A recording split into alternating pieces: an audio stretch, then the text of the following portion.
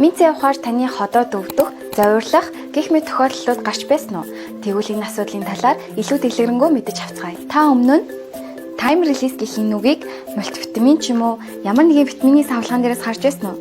Тэгвэл би та бүхэнд витамин С дээр жишээ авч тайлбарлая. Мэдээж С витамины хүчлэлэг шинж чанартай тул энгийн С витамин хэрэглэх үед биед ороод хурдан хугацаанд задарснаар ходоодны ханыг цочроож улмаар өвдөх, хорсох гэх мэт табу байдлыг үүсгэдэг байх нэ. Мөн шууд задралт явагдсны улмаас цуснд үр дүнтэй шингэж амжилгүй хөлс болон шээсээр дамжин биеэс гадагшилдаг юм байна шүү.